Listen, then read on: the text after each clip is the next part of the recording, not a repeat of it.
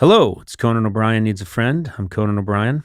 Usually I say welcome to, but today I just said it's Conan O'Brien Needs a Friend. Is that okay? Well, it's true. It is Conan O'Brien. Yeah. It's like saying it's Dragnet or well, why would I use such an old reference? I should use a... We're going to get so many letters. No, I'm going to use a new reference, because that was too old. It's Saved by the Bell.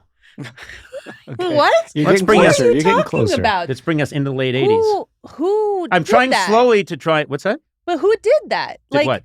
What are you talking about? It's Saved by the Bell. Who said that? No one did. Mm-mm. Yeah. No one's going to notice you said something different. Okay, well, so now I made a big thing of it. Yeah. You shouldn't have done that. I said it's Conan O'Brien Needs a Friend, and that felt a little strange to me. And then I started commenting on it. Yeah. Want to do the thing where we take it again and I tell you that I'm going to edit that first part out, but leave it in? So you're definitely going to edit this out, right? Absolutely, boss. You know I wouldn't lie to you. How often have you done that, seriously? I think every time. So you've never, anytime I've aired, stumbled or fumbled, and said you'll take it out and you say, yeah, don't worry, boss, you leave it in? If it's to comedic effect, I absolutely leave it in. But unless it's like a sensitive you thing. lie to me?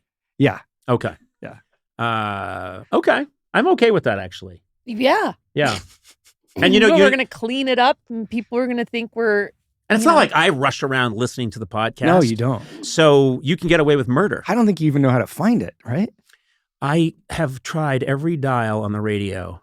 I saw you at Amoeba Records the other day looking for the podcast in a rack. Yeah, but you know what's weird? There is now a vinyl of the That's podcast true, yeah. that came out. And I realized my radio joke doesn't work either because we're on Sirius XM 104. So all of my quips don't work. Full circle. Because we're everywhere. We're on vinyl. We're on the radio. You know what else has happened too is that, when you ask a parent, have you checked out the podcast? And they go, where do I watch it? Yeah.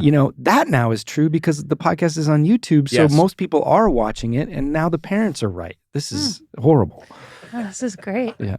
How you doing over there? I'm doing really well. Sona left and made a very large sandwich while we were talking. When you guys go down these kinds of avenues, I'm just like, let them just go. Let them just That's keep why talking. I'm constantly saying to Matt before we start, I'm going to stop for a second and think about a good thing to talk about.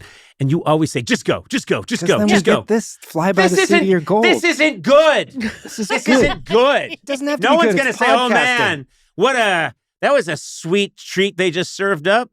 This is a dog's breakfast. It's a mess. People don't want good podcasting. They want real podcasting.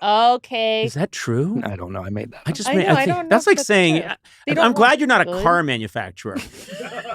I'd have to recall this podcast over and over again. Exactly. What do you, it's this car. Hey, I just was driving the car and the wheels fell off and it crashed and a bunch of people in the car were killed. I feel terrible and I'm badly injured myself. Yeah, this car was we improvised.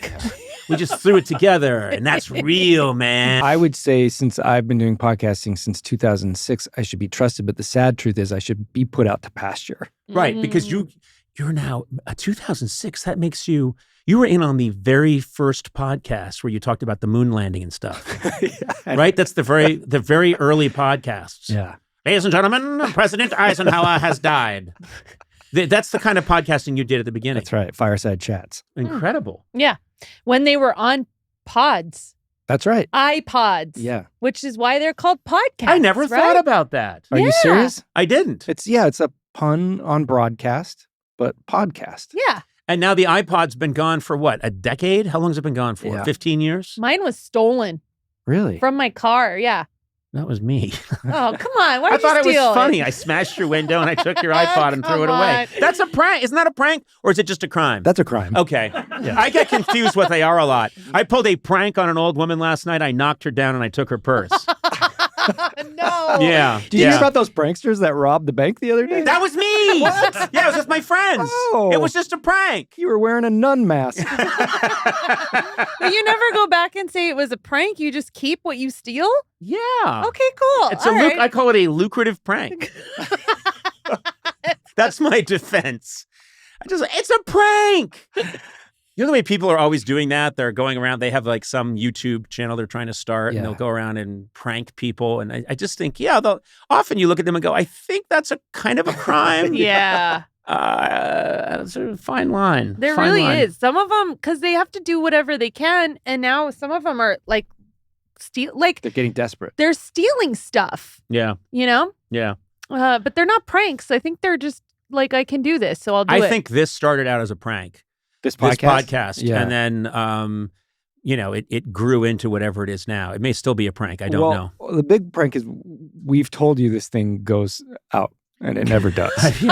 No one's listening to this. Oh my God, we come every day. So you hire people to drive by in cars and shout out the window, which just happened in Dublin, there was talk of gerbils! Yes. That was in Dublin. I was walking along the Liffey River, and people are shouting stuff out from the podcast, and I think, wow, Gourley is just paying people. Out of my own pocket. Yeah. Infestation.